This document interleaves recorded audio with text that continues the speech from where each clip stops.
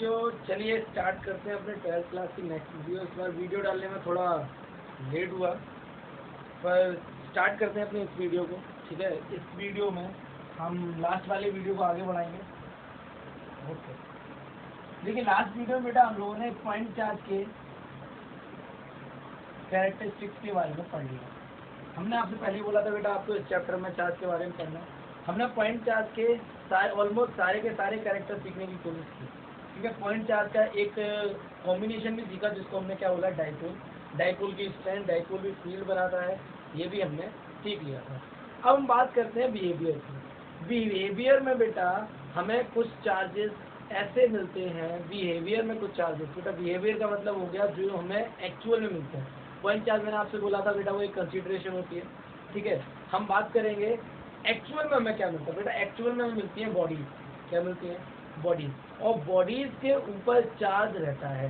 Body होती है बड़ी, और बॉडी इतनी बड़ी भी नहीं होती कि इतनी बड़ी बॉडी होगी। बॉडी बड़ी होने का मतलब बेटा होता है कि बॉडी जो होगी, जो बॉडी होगी वो चार्ज के कंपैरिजन में बड़ी होगी और उस पर चार्ज फैलेगा। फैलेगा क्यों? आप जरा इसको यहाँ समझने की कोशिश करें, आपको समझ में आएगा। जैसे मैंने बोला बेटा ये बॉडी है, ठीक है, इस पर मैंने चार्ज दे दिया positive negative, positive positive positive. अब आपको बेटा पता है ये पॉजिटिव चार्ज पॉजिटिव को क्या करता है, रिपेल। दो केस बन सकते हैं बेटा, ये जो बॉडी है या तो कंडक्टर होगी, मैं आपको कंडक्टर इंसुलेटर के बारे में बता चुका हूँ, या ये बॉडी क्या होगी, इंसुलेटर। दो में से एक बात होगी। अगर ये बॉडी इंसुलेटर होगी तो चार्ज जहाँ पर है वो चार्ज वहीं रुका रहेगा, मूव नहीं करेगा। बट अगर ये बॉडी कंडक्टर है तो आपको पता है ये पॉजिटिव चार्ज पॉजिटिव चार्ज को क्या करेगा, रिपेल करेगा। जैसे ही रिपेल करेगा ये चार्ज इधर खिसक जाएगा और ये चार्ज इधर खिसक जाएगा। आप कहोगे सर ये चार्ज यहीं तक क्यों खिसका, इधर क्यों नहीं चला गया और रिपेल नहीं कर सकता? बेटा आपको पता है इस कंडक्टर के बाहर एयर होगी और जो कि चार्ज के लिए रेजिस्टेंस का वर्क करते हैं। That means it is a insulator for the charge. तो ये कहाँ, सरफेस पे जाकर अटक जाएगा ये चार्ज, और ये भी कहाँ अटक जाएगा, यहाँ। ये कहाँ अटक जाएगा, यहाँ। और ये कहाँ आ जाएगा, यहाँ सरफेस पे। सारा चार्ज बेटा कहाँ पहुँच जाएगा, सरफेस पे। अब दूसरी बात, ये सरफेस पे पहुँचने के बाद भी इस चार्ज से दूर है, इस चार्ज के पास में, तो इसका फोर्स ज़्यादा होगा, इसका फोर्स कैसा होगा, कम। तो जब इसका फोर्स ज़्यादा होगा तो ये चार्ज बेटा इधर खिसक जाएगा, फिर इसका ज़्यादा होगा तो थोड़ा इधर, और ये चार्ज अपने आप को एडजस्ट कर लेगा इन दोनों चार्जेस के अकॉर्डिंग। आप समझने की कोशिश करिए, जो बॉडी के अंदर चार्ज होगा वो दूसरी चार्ज के प्रेजेंट होने की वजह से अपने आप को एडजस्ट कर लेते हैं। क्या कर लेते हैं बेटा, अपने आप को एडजस्ट कर लेते हैं, और एडजस्टमेंट के बाद वो स्टेबल हो जाते हैं। क्या हो जाते हैं बेटा? अच्छा, स्टेबल का मतलब अब ये चार्ज ना इधर मूव करेगा ना इधर मूव करेगा, ये चार्ज ना इधर मूव करेगा ना इधर मूव करेगा, ये चार्ज ना इधर मूव करेगा ना इधर मूव, यानी इक्विलिब्रियम की पोजीशन बन जाती है हर चार्ज के लिए। हर चार्ज किसमें पहुंच जाता है बेटा, इक्विलिब्रियम पहुंच जाता है। लेकिन कब? आप समझ गए, जब चार्ज एक बड़ी बॉडी पे हो, चार्ज उस पर डिस्ट्रीब्यूट हो सके। इसको बोलते हैं बेटा डिस्ट्रीब्यूशन ऑफ चार्ज। क्या बोलते हैं बेटा, डिस्ट्रीब्यूशन ऑफ चार्ज। इस डिस्ट्रीब्यूशन ऑफ चार्ज को समझने के लिए बेटा देखिए हमारे सिलेबस में एक टॉपिक है जिसको हम बोलते हैं कंटिन्यूअस चार्ज डिस्ट्रीब्यूशन।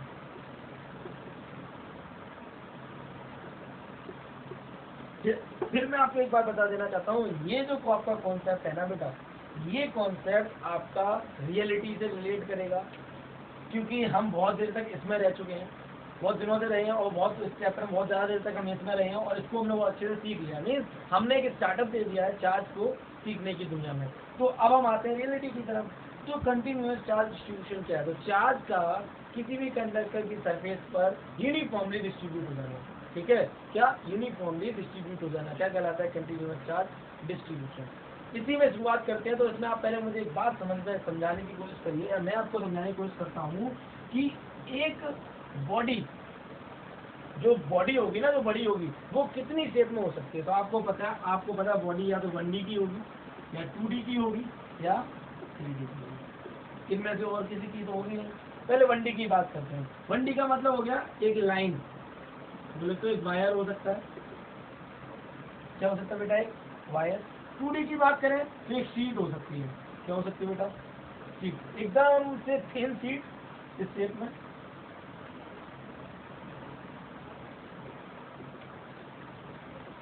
ये थिन शीट हो सकती है जिसकी लेंथ होगी और ब्रेथ होगी, बस जिसकी सिर्फ क्या होगी, लेंथ होगी। और 3D की अगर मैं बात करूं बेटा, तो 3D की क्या होगी बेटा, 3D एक स्फीयर मान सकते हो। 3D आप क्या मान सकते हो बेटा, बहुत इजी में ले रहा हूँ, ठीक है। इसमें क्या होगी, लेंथ होगी, ब्रेथ होगी और हाइट होगी। ये 3 स्टेप आपके माइंड में आते हैं। अगर मैं आपसे कहता हूँ कि कोई भी बॉडी है, इसके ऊपर डिस्ट्रीब्यूशन हो सकता है, इसके ऊपर डिस्ट्रीब्यूशन हो सकता है, इसके ऊपर डिस्ट्रीब्यूशन, बट याद रखना डिस्ट्रीब्यूशन कैसा होगा, यूनिफॉर्म। कैसा होगा, यूनिफॉर्म चार्ज डिस्ट्रीब्यूशन, जिसे बोलते हैं कंटिन्यूअस चार्ज डिस्ट्रीब्यूशन। अब सबसे पहली बात, मैं आपको पहले इस पे लेके चलूंगा, फिर इस पे लेके चलूंगा, फिर इस पे लेके, लेकिन कॉन्सेप्ट आपको यहीं से समझ में आना चाहिए कि मैं बताना क्या चाह रहा हूँ। सबसे पहले बात करते हैं, मान लिया हमारी जो बॉडी है, जो एक्चुअल बॉडी है, वो एक लेंथ में, इसमें बेटा लेंथ, इसकी लेंथ कितनी है, मान लिया इसकी लेंथ है L, ठीक है बेटा। मैं आपको इसको बहुत इजीली बताता हूँ। मान लिया आपकी गली में 2 पोल्स लगे हुए हैं, एक इस कॉर्नर पर और एक इस कॉर्नर पर, ठीक है बेटा। दोनों पोल्स के बीच में एक लाइन जा रही है, एक, अब गली के कॉर्नर पर पोल्स है बेटा, गली के कॉर्नर पे पोल्स है। अब इस पोल से इस पोल तक के बीच में 100 मीटर की डिस्टेंस है। कितने मीटर डिस्टेंस है, 100 मीटर की, ध्यान सुनिएगा बेटा, 100 मीटर की, और पूरे वायर पे चार्ज फैला हुआ है। तो मैं अगर आपसे ये कहूँ, बताओ इस वायर की वजह से कितना इलेक्ट्रिक फील्ड बनेगा, तो सबसे पहली चीज आपके माइंड में आएगी कि सर हम एक बार को कैलकुलेट कर भी सकते हैं, बट हमें ये पता होना चाहिए कि इसके पास चार्ज कितना है। क्यों, हमने क्या सीख रखा है, पॉइंट चार्ज का कॉन्सेप्ट, तो हम क्या लगाएंगे, पॉइंट चार्ज का कॉन्सेप्ट। तो पॉइंट चार्ज के कॉन्सेप्ट लगाने के लिए आपको क्या पता होना चाहिए, चार्ज, क्योंकि आपने पता है E is equal 1/4πε0 Q/r², that means there should be Q। अब Q क्या होता है, टोटल चार्ज। आपको पहले वो चार्ज कैलकुलेट करना पड़ेगा। अब है कितना, 100 मीटर लंबा वायर, चार्ज कैसे कैलकुलेट करेंगे, तो आप कहोगे सर अरे बड़ा आसान है, निशानी रखेंगे, 10 कूलम, 20 कूलम, 50 कूलम, 80 कूलम, ऐसे बढ़ता चला जाएगा। लेकिन बेटा आप निशानी कितनी जगह रखोगे, 1 2 3 4, कितना मीटर लंबा है, 100 मीटर। अगर 200 मीटर लंबा हुआ तो है प्रॉब्लम हुई ना। इसके लिए करते का एक बहुत अच्छा तरीका सीखने का, ये तरीका फिजिक्स की दुनिया में चलता रहता है, ये सिर्फ यहीं यूज नहीं होता, हर जगह यूज होता है। मैं आपको बताऊंगा, आप मेरी 11th क्लास की वीडियो देखना, उसमें आप समझेंगे। हमने क्या किया, ये L लेंथ का वायर है, हम इसके 1 मीटर वायर में, फिर कितने मीटर में, 1 मीटर वायर में हमने चार्ज को क्या किया, कैलकुलेट किया, कितना कूलम था, 10 कूलम। 1 मीटर में कितना कूलम था बेटा, 10 कूलम चार्ज था। अब हमने क्या किया, हमने यहाँ से लेके यहाँ तक वायर को नापा, कितना बताया हमने बेटा आपको, 100 मीटर। वायर कितना मीटर लंबा है, 100 मीटर। 1 मीटर में कितना है, 10 कूलम। अब जरूरी है हम चढ़ चढ़ के 1 मीटर फिर 1 मीटर फिर 1, जब हमें पता है बेटा कि इस पर चार्ज कंटिन्यूअसली, बोले तो यूनिफॉर्मली डिस्ट्रीब्यूटेड है। कैसा है बेटा, यूनिफॉर्मली, क्योंकि चार्ज अपने आप को ऑटोमेटिकली यूनिफॉर्म डिस्ट्रीब्यूट करता है। तो जब इस पर यूनिफॉर्मली डिस्ट्रीब्यूटेड है, समझिएगा, अगर इस पर यूनिफॉर्मली डिस्ट्रीब्यूटेड है तो 1 मीटर का आपको पता है 10 कूलम, तो अगले 1 मीटर में भी आपको कितना मिलेगा, 10 कूलम। अगले 1 मीटर में भी कितना मिलेगा, 10 कूलम। तो हम बार बार मेजर करेंगे क्या, हमने तरीका ढूंढा, 1 मीटर का 10 कूलम, तो 100 मीटर का 1000 कूलम। समझ में आ रहा है आपके बात, मैं जो आपसे बोल रहा हूँ, 1 मीटर का अगर 10 कूलम और किसी यूनिफॉर्मली डिस्ट्रीब्यूटेड, तो 100 मीटर का कितना हो जाएगा, 1000 coulomb. That's the better idea. आप समझ गए होंगे मेरी बात। तो ये 1 मीटर का जो चार्ज है, this is a important quantity,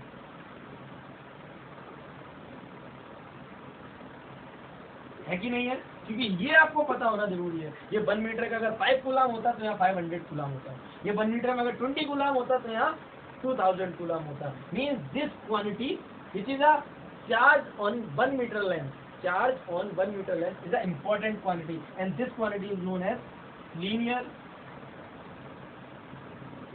charge density. बेटा मैं आपको बता दूं, ये डेंसिटी वर्ड का मतलब क्या होता है। डेंसिटी वर्ड का मतलब हमेशा से होता है something in unit, something in unit. अब आप कहोगे सर मैंने तो एक ही डेंसिटी पढ़ी है, वो डेंसिटी आपने पढ़ी है बेटा 11th क्लास में, जिसको आप कहते हो मास डेंसिटी। क्या बोलते हैं आप बेटा, मास डेंसिटी। वो डेंसिटी के बारे में आपको बताऊं, वो एक्चुअल में वो भी क्या था, something in unit. That density was mass density, that means the amount of mass present in unit volume, unit volume में कितना मास प्रेजेंट है वो इस चीज की कैलकुलेशन थी। आप समझ रहे हो। यहाँ क्या है, यहाँ चार्ज की यूनिट लेंथ में कितना चार्ज प्रेजेंट है, that means linear for unit length, linear for length and charge because of charge and density for unit. That means this is the linear charge density. That means the amount of charge present in 1 meter length. ये 1 metre length की जो charge होती है इसको हम क्या बोलते हैं, लीनियर चार्ज डेंसिटी। जो आपके लिए कोई नया टॉपिक नहीं है। What is linear charge density? Linear charge density is just the measurement, is a special quantity to measure the total charge on the whole body. पूरी बॉडी पर चार्ज को, टोटल चार्ज को मेजर करने के लिए एक छोटा सा कदम है हमारा क्या, डेंसिटी। अच्छा ये बात होगी लेंथ की, एक लीनियर बॉडी पर अगर हो। अब बात करते हैं बेटा, अगर सीट हो तो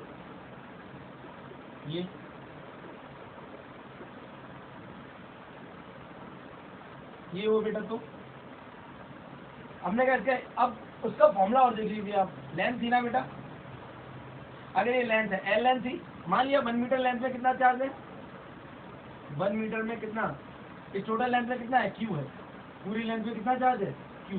तो अगर एल लेंथ में चार्ज कितना है, क्यू, तो 1 लेंथ में कितना होगा, क्यू अपॉन एल। आप इसको स्मॉल क्यू लेके चलिए क्योंकि हम इसमें स्मॉल क्यू लेके चलते हैं। एल लेंथ में अगर क्यू चार्ज है तो 1 लेंथ में कितना होगा, क्यू अपॉन एल। और 1 लेंथ में जो चार्ज प्रेजेंट होता है उसी को हम क्या कहते हैं, linear charge density. That means the formula is Q upon L. ये हो गया हमारा इमेजरेबल क्वांटिटीज के लिए। लेकिन अगर लेंथ बहुत ज्यादा है तो आपको पता, हम छोटे का मेजर करके क्या करते हैं, इंटीग्रेट करते हैं। ये आप याद कर लीजिए, मैथमेटिक्स है जो फिजिक्स की बहुत अच्छी फ्रेंड है। क्या, हम बहुत छोटे का, मान लिया डीएल में हमने क्या किया, चार्ज मेजर किया, चार्ज कितना है, डीक्यू।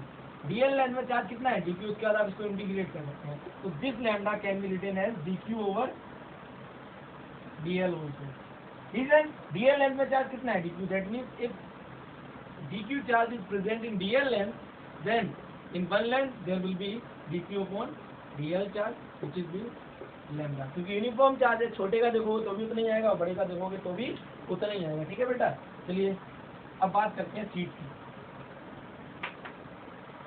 एक सीट है हमारे पास, ठीक है बेटा, ये एरिया कितना है इसका, टोटल एरिया कितना है, ए है, या सरफेस एरिया के तौर पे आप एस मान सकते हो, कोई प्रॉब्लम नहीं है। इस पर टोटल चार्ज कितना है बेटा, मेजर करना है। तो आप क्या करोगे, पूरी सीट अगर बहुत ही पूरी दीवार है यहाँ पर, ठीक है, इस पूरी वॉल का अगर आपको चार्ज चाहिए तो आप क्या नापते करोगे, 1 2 3। क्या करना है आपको, ये सिर्फ कितना यूनिट एरिया लेना है। कितना एरिया लेना है बेटा, आप समझ गए होंगे, मैंने आपसे कहा आपको सिर्फ और सिर्फ पॉइंट पकड़ना है। यूनिट एरिया लेना, आपने इसका चार्ज मेजर किया, इस यूनिट एरिया में जो भी चार्ज मिलेगा उसका इस पूरे एरिया में क्या कर दीजिए, मल्टीप्लाई, मिल जाएगा आपको। तो ये यूनिट एरिया का जो चार्ज होता है, यूनिट एरिया का जो चार्ज होता है, that will be the first step to the measurement of total charge on this sheet. समझ रहे होगे आप मेरी बात। तो this quantity that is the charge on unit area, this is known as the surface charge density. Again the density, why? Because it is something in unity. Something in unity. Something what? Charge in unity. Unity means in distance. Density. Density, charge density. And for area, it is surface charge density. I think it will be clear for you. That means the formula becomes, if there is an area capital S and the total charge is Q. That means the Q charge is present in S area. Then in one area the charge will be Q upon S, and the charge in one area will be the sigma. That means surface charge density. For big sheets, बड़ी sheets के लिए हम क्या कर सकते हैं, sigma is equal dq over dl। ये आप माइंड में रख सकते हैं, ठीक है। ये आप स्मॉल q ले लो, dq over dl। आप समझ गए मेरी बात, ठीक है बेटा। अब ध्यान से देखिए, ये हो गया आपका सरफेस एक सीट के लिए। और मैंने आपको एक और बताया 3D। अब 3D में मैंने बोल दिया एक स्फीयर है, क्या बेटा, स्फीयर। और ये स्फीयर बहुत बड़ा है, इस पर भी क्या प्रेजेंट है बेटा, आपका चार्ज प्रेजेंट है, ठीक है बेटा। अब मैंने आपसे कहा इस पर चार्ज फाइंड करिए, तो आप चार्ज फाइंड कैसे करेंगे, फिर से वही बात, आपको क्या करना है, आप यूनिट वॉल्यूम लेंगे, कितना वॉल्यूम, 1 वॉल्यूम, इसका क्या देखेंगे, चार्ज, और वो चार्ज आप इसके पूरे वॉल्यूम में क्या कर देंगे, मल्टीप्लाई। तो यूनिट वॉल्यूम का जो चार्ज होगा उसको हम क्या कहते हैं, वॉल्यूम चार्ज डेंसिटी।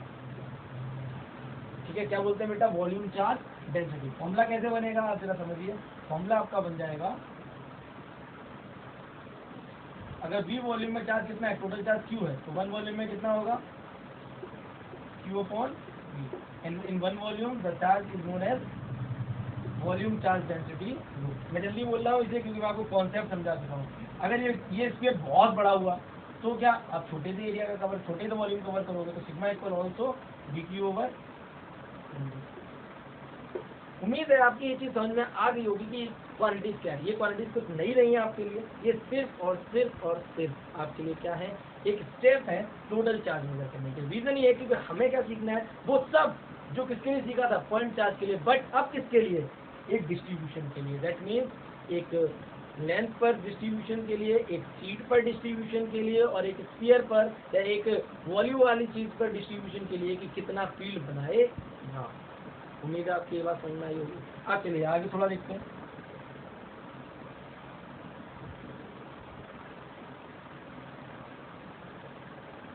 अब मैं आपसे कहता हूं कि मेरे पास एक वायर है बहुत बड़ा, and this wire is charge, and the total charge on this body is small, total charge is Q। आप समझ गए, length is L, so we know that lambda is equal Q upon H।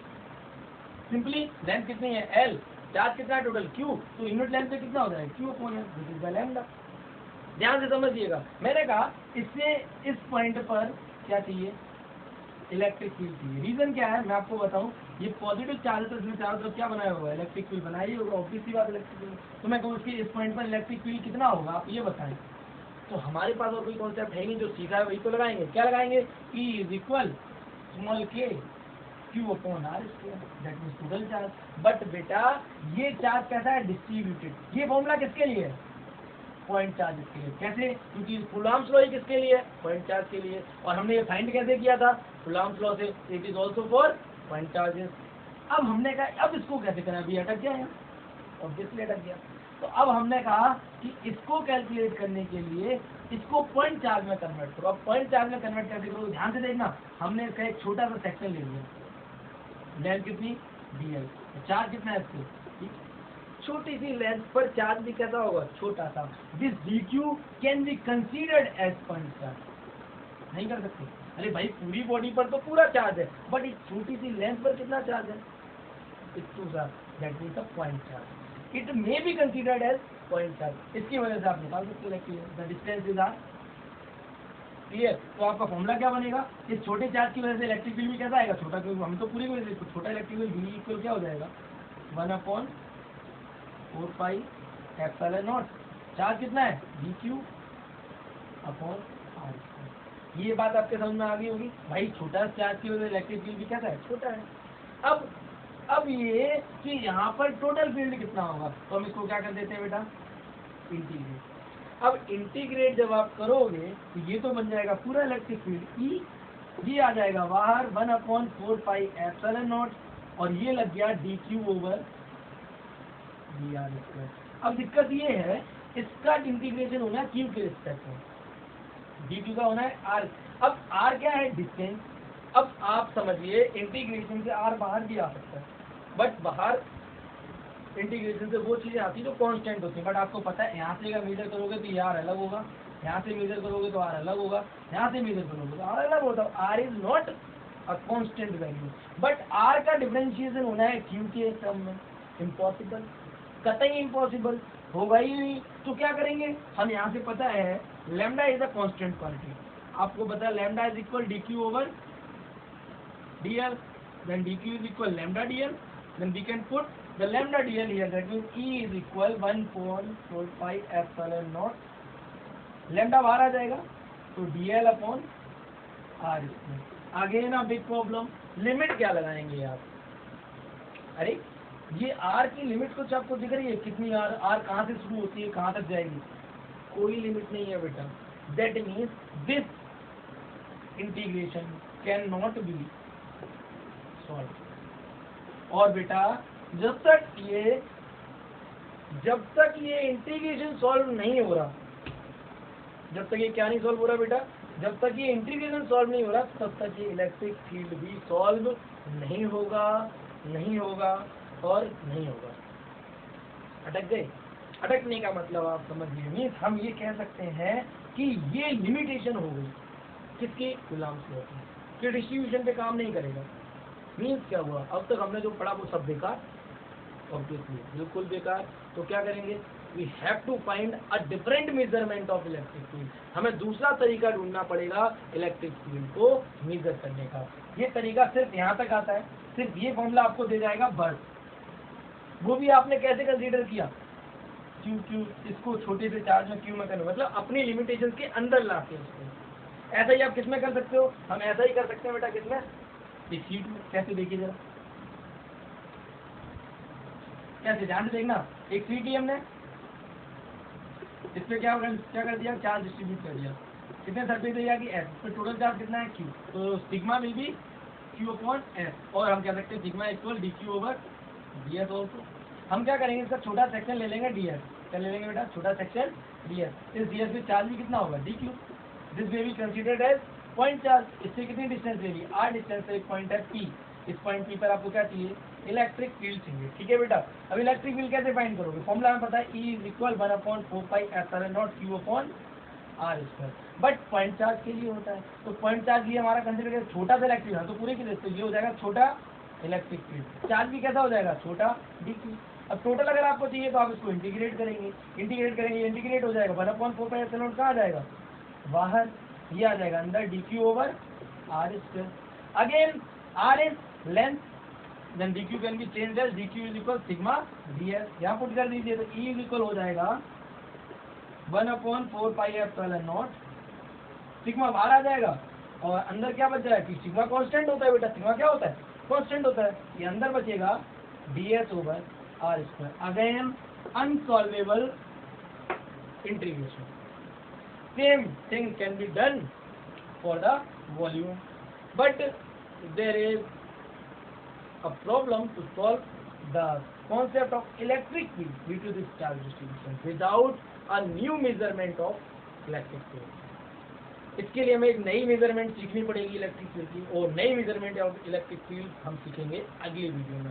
उम्मीद है आपकी ये चीज़ समझ में आ गई होगी कि मैं आपको क्या बताना चाह रहा था।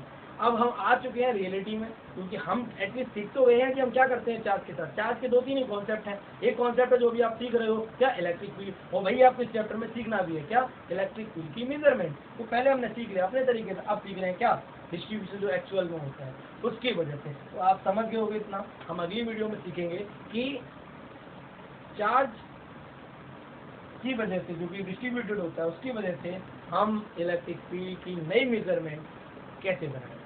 Thank you so much. मिलते हैं नेक्स्ट